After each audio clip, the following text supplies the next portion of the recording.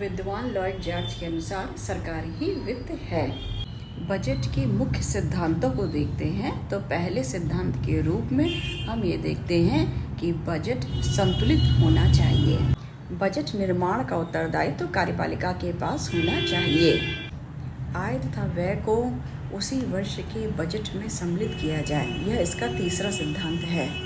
Budget में आय तथा व्यय का पूर्ण विवरण होना चाहिए। चौथा सिद्धांत यह कहता है बजट में आय तथा व्यय का अनुमान वास्तविकता पर आधारित होना चाहिए। नेक्स्ट सिद्धांत ये कहता है। छठे सिद्धांत के रूप में ये कहा जाता है कि बजट का निर्माण एक वर्ष के लिए केवल होना चाहिए, अर्थात बजट वार्षिक होना चाहिए।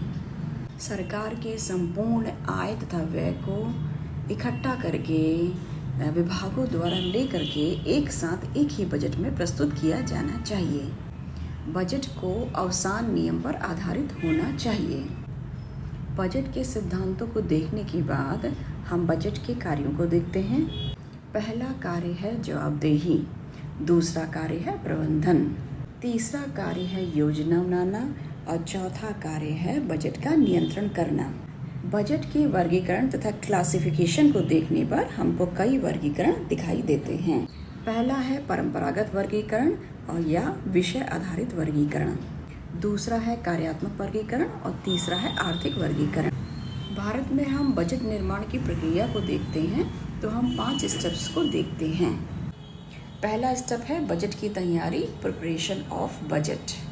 दूसरा स्टेप है विधानमंडल की स्वीकृति, लेजिस्लेटिव अप्रूवल। तीसरा है बजट का क्रियान्वयन। चौथा स्टेप है वित्तीय कार्यों का लेखांकन, अकाउंटिंग। पांचवा स्टेप है लेखा परीक्षा या ऑडिट। बजटीय नियंत्रण या बजटरी कंट्रोल के रूप में हम निम्न समितियों को देखते हैं।